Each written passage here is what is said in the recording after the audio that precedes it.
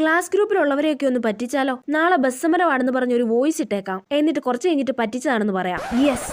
Hello guys, നാളെ bus സമരമാണെന്ന് പറയുന്നത് കേട്ടു. മണ്ടന്മാരിപ്പോ വിശ്വസിച്ച് കാണും. ഹലോ എടി, നാളെ ബസ് സമരവാ. എടാ നാളെ ബസ് സമരമല്ലേ, നമുക്ക് കറങ്ങാൻ പോയാലോ? എടി നാളെ അസൈൻമെന്റ് വെക്കണ്ട, ബസ് സമരവാ. എടാ നാളെ ബസ് സമരമുണ്ട്. എടി നീ മിസ്സിനോട് ചോദിക്കടി, ബസ് സമരം ആയോണ്ട് എക്സാം മാറ്റി വെക്കുവോന്ന്.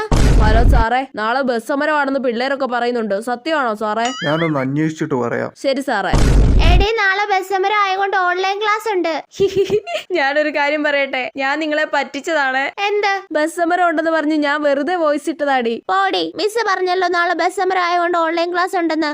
ദൈവമേ, പണി പാളിയോ? ഇതിപ്പോ ആഗോള പ്രശ്നമായോ? നാളെ ബസ് സമരം ആയതുകൊണ്ട് ഓൺലൈൻ ക്ലാസ് വെച്ചിട്ടുണ്ട് കേട്ടോ. അയ്യോ, വേഗം തന്നെ അയച്ച വോയിസ് ഡിലീറ്റ് ആക്കട്ടെ, ഇല്ലെങ്കിൽ പ്രശ്നമാ.